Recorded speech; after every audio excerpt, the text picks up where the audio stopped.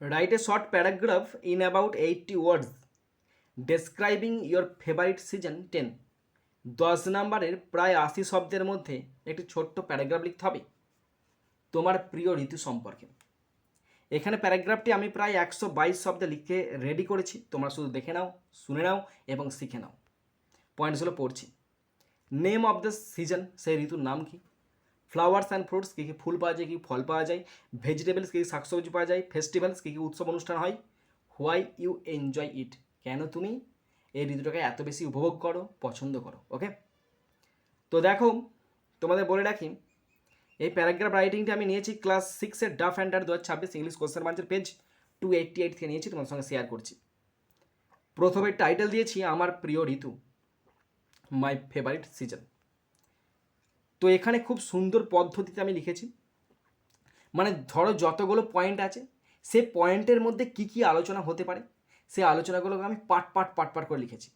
যেমন ধরো ইন্ট্রোডাকশানের মধ্যে কতগুলো কি লাইন দেওয়া যেতে পারে, বা নেক্সট যে পয়েন্ট আছে নেম অফ দ্য সিজন, এই নেম অফ দ্য সিজনের মধ্যে বিস্তৃত ব্যাখ্যা আছে, একদম খুব সুন্দরভাবে লিখেছি, মানে পার্ট আলোচনা করে দিয়েছি। তার মানে কি, যারা শিখতে চলেছো বা যারা সবে লিখতে শুরু করেছো বা লিখতে চেষ্টা করছো, যারা একদম প্রথম রাইটিং লিখতে চাইছো, তাদের জন্য এই ভিডিওটা একদম সত্যি একদম মাস্টার প্ল্যান বলতে পারো।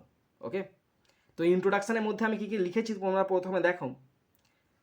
ইন্ট্রোডাকশানের মধ্যে ফার্স্ট সেন্টেন্সে দিয়েছি প্রতিটি ঋতুই নিজস্ব সৌন্দর্য ও গুরুত্ব রয়েছে, প্রতিটি ঋতুরই। তাহলে every season has its own beauty and importance, প্রত্যেকটা ঋতুরই আছে সৌন্দর্য এবং গুরুত্ব। বিভিন্ন ঋতু আমাদের জীবনে বিভিন্ন আনন্দ নিয়ে আসে। তাহলে ডিফারেন্ট সিজনস, বিভিন্ন ঋতু ব্রিং আনে ডিফারেন্ট জয়েস, বিভিন্ন আনন্দ টু আওয়ার লাইফ, আমাদের জীবনে। ঠিক আছে তো, আমি সব ঋতুই পছন্দ করি, তবে শীতকাল আমার সবচেয়ে প্রিয় ঋতু। তাহলে আই লাইক অল সিজনস, আমি সমস্ত ঋতুই পছন্দ করি, বাট কিন্তু winter is my favourite season, কিন্তু শীত হচ্ছে আমার প্রিয় ঋতু। ওকে, এটা ইন্ট্রোডাকশান গেল। এরপরে প্রথম পয়েন্ট ছিল নেম অফ দ্য সিজন, ঋতুটার নাম কি। তো এই পয়েন্টের মধ্যে আমি কী কী দিয়েছি দেখো। আমার প্রিয় ঋতু হলো শীতকাল, তাহলে মাই ফেভারিট সিজন ইজ উইন্টার, শীতকাল হলো আমার প্রিয় ঋতু। শীতকাল নভেম্বর মাসে শুরু হয় এবং ফেব্রুয়ারি পর্যন্ত থাকে, একদম তোমরা সেম টু সেম লিখবে প্রত্যেকটা ঋতুর ক্ষেত্রে, একদম সেম টু সেম। তাহলে ইট বিগিনস, এটা শুরু হয় in November and lasts till February, এবং ফেব্রুয়ারি পর্যন্ত চলে।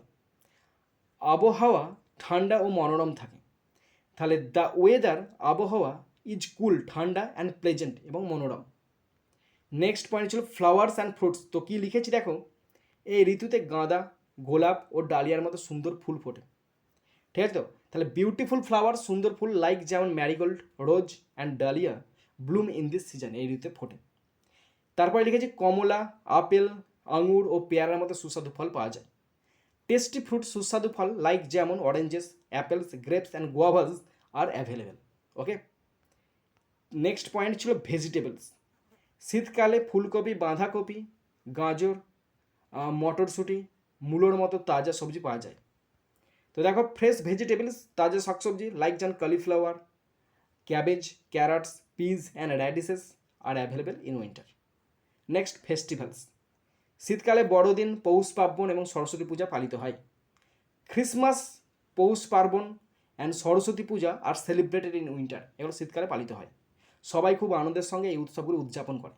তাহলে pupil enjoy this festivals happily, লোকজন আনন্দের সহিত এই উৎসবগুলো উদযাপন করে। শেষে লিখেছি হোয়াই আই এনজয় ইট, কেন আমি এটা পছন্দ করি। তো কত বড় লিখেছি দেখো, আমি শীতের মিষ্টি রোদ খুব পছন্দ করি, তার জন্য আমি লিখেছি আই এনজয়, আমি উপভোগ করি দ্য ওয়ার্ম উইন্টার সানশাইন, শীতের সূর্য কিরণ। তারপরে আমি লিখেছি এই সময় পড়াশোনা করতে ও খেলাধুলা করতে ভালো লাগে। তাহলে আই লাইক, আমি পছন্দ করি, এটা সব আমার মত, আই লাইক আমি পছন্দ করি টু স্টাডি, পড়তে অ্যান্ড প্লে, খেলতে ইন দিস সিজন, এই ঋতুতে। পরিবারের সঙ্গে বনভোজনেও খুব আনন্দ পাই। আই অলসো এনজয়, আমি আর উপভোগ করি পিকনিক উইথ মাই ফ্যামিলি, আমার পরিবারের সাথে। লাস্ট সেন্টেন্স দিই, তাই শীতকাল আমার সবচেয়ে প্রিয় ঋতু, তাই মানে so winter is my favourite season.